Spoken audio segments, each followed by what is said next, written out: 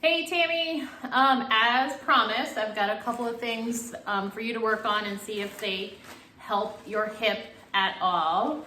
The first one is going to be what we call a hip mobilizer. So it's for the hip flexors. It's going to feel like a stretch, but you've got to do it for at least 2 minutes, working your way up to 5. So let's get to it. You're going to need a band of sorts. So if this is all you have, that's fine. And then you need a heavy anchor point. So I'm going to use this band that I have that's already a full circle, and I attach it to my bike, just creating a loop. So if you have a big long band like this, you can create a circle out of it, and then you can hopefully hook it to a heavy piece of furniture. But you don't want to hook it at ground level per se. So you would just loop it through there like I have with this one, circle, and put it in and pull it. All right, but you want it to be something heavy. From there, what you're gonna do is you're gonna face the anchor point that you've hooked your band to. You're gonna take the leg of the hip that's hurting, you're gonna step inside the band.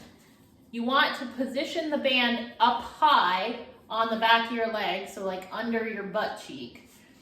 And then you're gonna create some tension by walking back, because what's gonna happen is the band assist, once we get into the stretch, is gonna pull the femur bone forward. Because what might be happening to cause your pain is that the ball of the femur might be sitting too far back in the socket joint, and it might be creating that pain and tension that you're feeling in your glute as well as right in your hip, okay? So we want to assist it forward.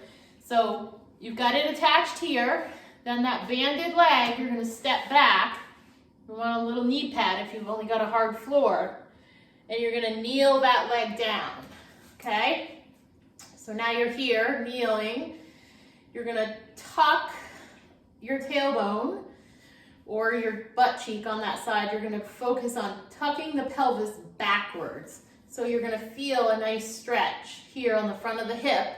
You might also feel it down your quad a little bit, which is not a bad thing. So you're gonna pull in and back, getting that pelvis into a more neutral position, because what could be happening here, if you haven't been wearing the SI belt and you've got a wobbly pelvis the way mine is, it might be tilting too far forward, and that might be what's causing that socket of the femur, or that ball joint on the femur, sit improperly in the socket of the hip, okay? So nice posterior pelvic tilt, engage those abs and maintain that position, and just hang out here for 2 minutes.